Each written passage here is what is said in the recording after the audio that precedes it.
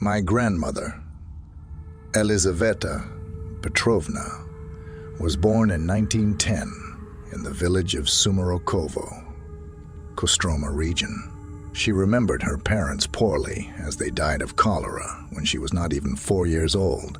She and 2 other children were brought up by her older sister Katerina, who was only 16 years old at the time. In 1917, there was a revolution. My grandmother remembered how the gentlemen, the owners of the village, hurriedly fled from the massacre, having collected a cart of luggage.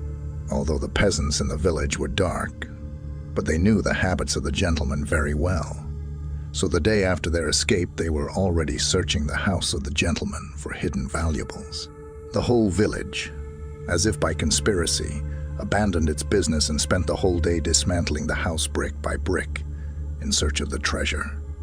In a week, only the foundation was left of the house, and very few valuables were found. Just a couple of lost rings and a few coins. So we decided to break the foundation. And indeed, in one of the corners of the foundation, a cavity was found, which contained a large lid full of gold. The lid was taken out by the happy men, and the crowd of treasure hunters went somewhere to divide the booty, while the remaining children and women were fumbling in the niche, hoping to find a collapsed coin. Katerina watched all this near the ruins of the house, cursing the bourgeois gospods who did not give her a job in the house where she came to apply for the death of her parents. She was distracted from the bad memories by the shouts of the boys who were fumbling in the foundation. They loosened some bricks inside the niche and found another small niche, reached in with their thin hands and pulled out a bundle, unwinding several layers of cloth. The children found inside a book in a black binding, which disappointed them greatly, because the book was of no value to anyone in the village, because the general illiteracy was a historical fact. The book was immediately abandoned, and the search for valuables continued. Katerina, though she was illiterate, picked up the book and took it home, hoping to sell it and get at least a penny. A few months later, the Soviet authorities came to the village and first of all sent a mobile school for peasant children, a city teacher, and 3 pencils. Elizaveta diligently attended a dozen lessons, learned letters, read by folds, and even wrote her name and patronymic with charcoal on the stove. She did not have to go to lessons anymore, because Katerina gave her to work as a nanny for a large peasant family for food. However, the craving for knowledge remained, and the little nanny was looking for any opportunity to read something, which came in handy was a book found in which, in addition to strange pictures, there was also a text written in Cyrillic. Going home for the holidays, Lizaveta read the book, with difficulty putting syllables into words. Reading was very slow, because it required understanding what she was reading. And it was very difficult to understand, because the book described things that would have been wild to even think about. How to fly through the air, how to get rid of all diseases, etc. Basically, it was a textbook on magic. At the age of 14, my grandmother went to work on peat mining. In those parts, peat was, and still is, the only useful mineral. The fragile girl turned over drying peat briquettes for 10, 12 hours, and then fell asleep in the barracks. Peat, as it is known, is extracted in a swamp, and where there is a swamp, there are mosquitoes, and Lizaveta fell ill with malaria. Malaria was treated with quinine, but it was not enough, knocking down a severe fever. People continued to be sick in a chronic form. The days when a worker did not go to work were not paid, and it was impossible to work in the shake. My grandmother left the peat, mining completely sick.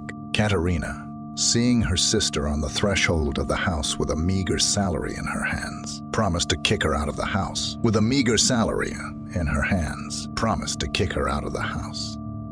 Despair and resentment sealed Lizaveta's throat with a lump. She did not tell about the reasons for leaving work and silently went to the threshing floor for the night. The threshing floor was a large barn where grain and hay were stored for drying, and there she had to meet another attack of malarial fever.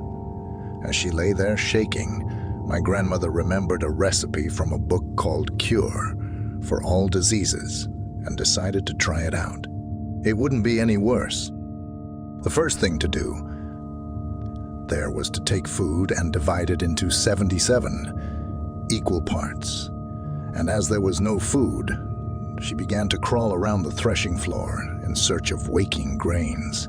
After an hour, she had a bundle containing 77 dry peas, 77 grains of wheat, and 77 grains of oats. And taking it, she went to the crossroads. One of the roads went past the village, and the other led from the village to the cemetery. At this crossroads, Lizaveta stood to perform witchcraft. She turned in a circle, scattering the grains one by one and repeating the incantation. Diseases, there are 77 of you. Here is breakfast for all of you. When the last grain was thrown, a flapping of wings was heard in the night. A flock of small birds like sparrows flew in from the cemetery and began to nibble grains from the ground. When the grains ran out, the birds fluttered away and disappeared into the night. But a woman's silhouette, looking like Katerina, appeared on the road from the village. Lizaveta thought that her sister was ashamed and went to look for her, but Katerina silently passed by and went in the direction of the cemetery.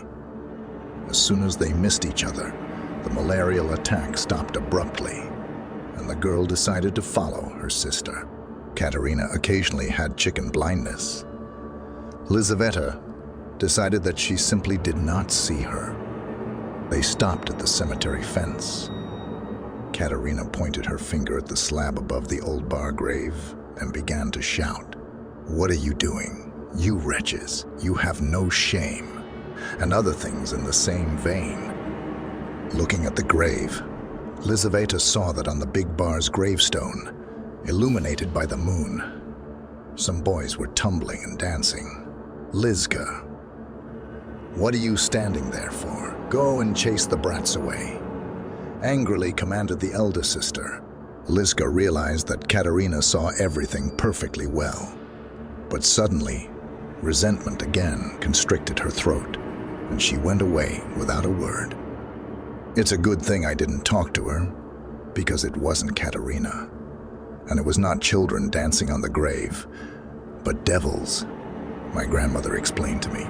Only when she reached the village, she remembered that after the sorcery in the book, it was strictly forbidden to talk to anyone until morning.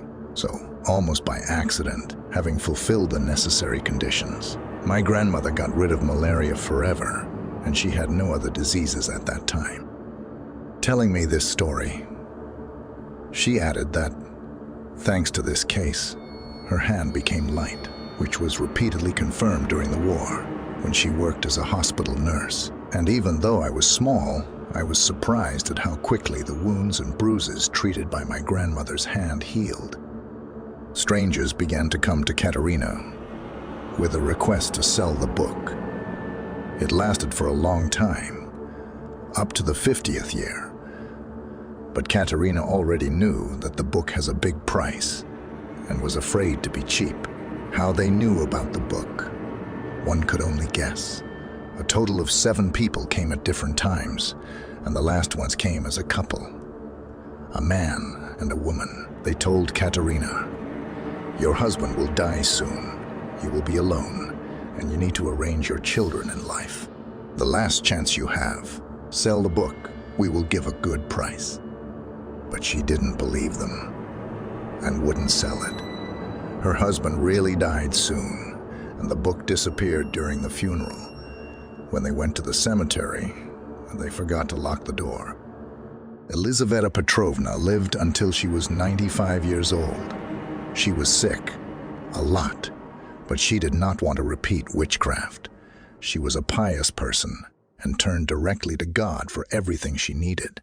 I remember this story, and therefore I am always suspicious of people who regularly feed birds in the street. It once helped me to avoid the witch's intrigues, for which my grandmother is very grateful.